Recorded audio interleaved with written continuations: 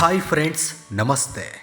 ಭಾರತ ಪವಿತ್ರವಾದ ದೇಶವಾಗಿದ್ದು ಇಲ್ಲಿ ಮಾನವರ ರೂಪ ಧರಿಸಿ ಧರೆಯಲ್ಲಿ ಸಾಮಾನ್ಯರಂತೆ ತಮ್ಮ ಮಹಿಮೆಯನ್ನು ವಿಶ್ವಕ್ಕೆ ತೋರಿಸಿದ ದೇವತೆಗಳ ಸ್ಥಳವಾಗಿದೆ. ಈ ಕಾರಣದಿಂದಲೇ ಭಾರತ ದೇಶವನ್ನು ಅತ್ಯಂತ ಪವಿತ್ರವಾದುದು ಎಂದು ಎಲ್ಲರೂ ಕರೆಯುತ್ತಾರೆ. ಹಿಂದೂಗಳ ಪವಿತ್ರ ಗ್ರಂಥಗಳಾದ 2 ಮಹಾಕಾವ್ಯಗಳೆಂದರೆ ಮಹಾಭಾರತ ಮತ್ತು ರಾಮಾಯಣ. ಇನ್ನು ಮಹಾಭಾರತದ ವಿಷಯಕ್ಕೆ ಬಂದರೆ ಶ್ರೀಕೃಷ್ಣನ ಅಸ್ತಿತ್ವ, ಮಹಾಭಾರತದ ಯುದ್ಧಕ್ಕೆ ಸಾಕ್ಷಿಯಾಗಿರುವ ಹಲವಾರು ತಾಣಗಳನ್ನು ನಮ್ಮ ಭಾರತದಲ್ಲಿ ಕಾಣಬಹುದು. ಹಾಗಾದರೆ ಮಹಾಭಾರತಕ್ಕೆ ಸಾಕ್ಷಿಯಾಗಿರುವ ಆ ತಾಣಗಳು ಯಾವುವು ಎಂಬುದನ್ನು ನಾನು ನಿಮಗೆ ಹೇಳ್ತಾ ಹೋಗ್ತೀನಿ, ಕೇಳಿ. ಮಹಾಭಾರತದಲ್ಲಿ ಅತ್ಯಂತ ಪ್ರಮುಖವಾದ ಸನ್ನಿವೇಶ ಕುರುಕ್ಷೇತ್ರ. ಅಷ್ಟಕ್ಕೂ ನಮ್ಮ ಭಾರತದ ಯಾವ ತಾಣದಲ್ಲಿ ಕುರುಕ್ಷೇತ್ರ ಯುದ್ಧ ನಡೆಯಿತು ಎಂದು ಅನುಮಾನ ಮೂಡುವುದು ಸಾಮಾನ್ಯ. ಮಹಾಭಾರತದ ಯುದ್ಧದ ಪ್ರಸಿದ್ಧ ಯುದ್ಧ ಭೂಮಿಯಾಗಿರುವ ಆ ಸ್ಥಳವು ಅಂಬಾಲಾ ನಗರದ ಪೂರ್ವಕ್ಕೆ ಸುಮಾರು 40 ಕಿಲೋಮೀಟರ್ ದೂರದಲ್ಲಿದೆ. ಇಲ್ಲಿನ ಭೂಮಿಯನ್ನು ಬ್ರಹ್ಮದೇವರ ತ್ಯಾಗಕ್ಕಾಗಿ ಬಲಿಪೀಠದ ಸರೋವರ ಎನ್ನಲಾಗುತ್ತದೆ.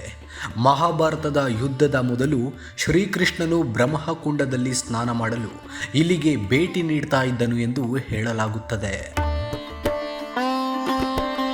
ನೀವು ಮಹಾಭಾರತದ ಪುಸ್ತಕವನ್ನು ಓದುವಾಗ ಹಸ್ತಿನಾಪುರದ ಬಗ್ಗೆ ಓದಿರಬಹುದು.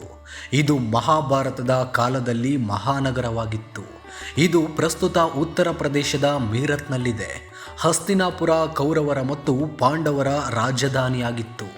ಜೂಜಿನ ಆಟದಲ್ಲಿ ತನ್ನ ಸಹೋದರರನ್ನು ಕಳೆದುಕೊಂಡ ಸ್ಥಳ ಇದಾಗಿದ್ದು, ಯುದ್ಧದ ನಂತರ ಪಾಂಡವರು ಈ ನಗರವನ್ನು ತಮ್ಮ ರಾಜಧಾನಿಯನ್ನಾಗಿ ಮಾಡಿಕೊಂಡರು.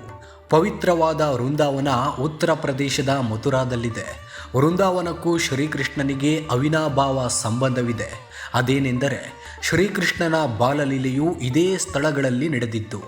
ಇನ್ನು ಮಥುರಾದಿಂದ ಸುಮಾರು 10 ಕಿಲೋಮೀಟರ್ ದೂರದಲ್ಲಿ ಕೃಷ್ಣ ಆಡಿ ಬೆಳೆದಿರುವ ಸ್ಥಳಕ್ಕೆ ನೀವು ಹೋಗಬಹುದು. ಇಲ್ಲಿ ಬಂಕೆ ಬಿಹಾರಿ ದೇವಾಲಯ ಮತ್ತು ರಾಧಾವಲ್ಲಭ ದೇವಾಲಯಗಳು ಬಹಳ ಜನಪ್ರಿಯವಾಗಿದೆ. ಕೃಷ್ಣನ ಜೀವನದ ಕೆಲವು ಘಟನೆಗಳೊಂದಿಗೆ ಈ ಬರ್ಸನಾ ಸ್ಥಳವು ಸಂಬಂಧವನ್ನು ಹೊಂದಿದೆ. ಈ ಸ್ಥಳದಲ್ಲಿಯೇ ಕೃಷ್ಣನು ರಾಧೆಯ ಪ್ರೀತಿಯನ್ನು ಗೆಲ್ಲಲು ನವಿಲಿನ ವೇಷವನ್ನು ಧರಿಸಿ ನೃತ್ಯ ಮಾಡಿದನು ಎನ್ನಲಾಗುತ್ತದೆ.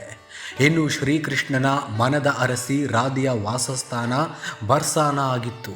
ಪ್ರಸ್ತುತ ಈ ಪ್ರದೇಶವು ಉತ್ತರ ಪ್ರದೇಶದಲ್ಲಿದ್ದು ಗೋವರ್ಧನ ಪರ್ವತದಿಂದ ಸುಮಾರು 21 ಕಿಲೋಮೀಟರ್ ದೂರದಲ್ಲಿದೆ. ಮಹಾಭಾರತದ ಕಾಲದಲ್ಲಿ ಜರಾಸಂಧ ಮಗಧವನ್ನು ಆಳುತ್ತಿದ್ದನು ಎನ್ನಲಾಗುತ್ತದೆ. ಇದು ಪ್ರಸ್ತುತ ದಕ್ಷಿಣ ಬಿಹಾರದ ಪ್ರಾಚೀನ ಹೆಸರಾಗಿದೆ. ಜರಾಸಂಧನಿಗೆ ಆಸ್ತಿ ಮತ್ತು ಪ್ರಾಪ್ತಿ ಎಂಬ 2 ಹೆಣ್ಣು ಮಕ್ಕಳಿದ್ದರು. ಅವರನ್ನು ಕಂಸನಿಗೆ ನೀಡಿ ವಿವಾಹ ಮಾಡಿದನು. ಕೃಷ್ಣನು ತನ್ನ ಮಾವ ಕಂಸನನ್ನು ಕೊಂದ ನಂತರ ಜರಾಸಂಧನಿಗೆ ಶತ್ರುವಾದನು.